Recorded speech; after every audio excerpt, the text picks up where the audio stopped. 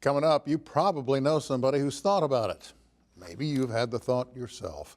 And have you ever given any thought to the homeless situation lately? Well, it's changing, and not for the good. This and more on Perspectives.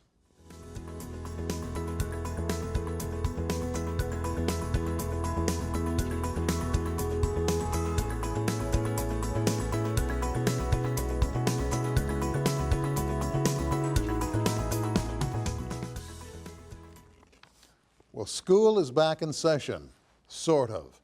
Hello, everybody, and welcome. Who won the walkout? I suppose it depends on how you look at it. Teachers got some of what they asked for, but they're still going to be working in overcrowded and, in many cases, run-down classrooms. They'll buy their own supplies and, in many cases, again, work a part-time job just to make ends meet. Lawmakers and the governor managed to walk away saying, well, they found money for a teacher raise, so they say they did their job. Of course, there was much more they could have done, but there was big energy, the lobbyists, and the budget shortage that the lawmakers created in the first place, so they say their hands were tied.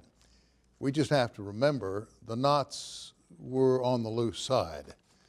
Every time I hear them say their hands are tied, I have to remember the old saying, you have to dance with those what brung you. Well, the lobbyists came out all right, of course, convincing lawmakers, you fellas can only go so far. Any more and the campaign contributions might be cut. And what was it the governor said about teachers? Something about teenagers and new cars? All across the state, the students are going back to the classroom, and that's a win. But it's been pretty clear lawmakers didn't take kindly to teachers trying to push them toward progress. One went so far as to say to a teacher, and I quote, if you're not satisfied, change your profession. Cold and uncaring and missing the point altogether. Well, something kind of interesting has now happened. It seems Oklahoma is watching a record number of people enter the process to run for House and Senate seats. 794 people altogether. At this point, we don't know exactly how many are in education, but we do know the numbers are significant.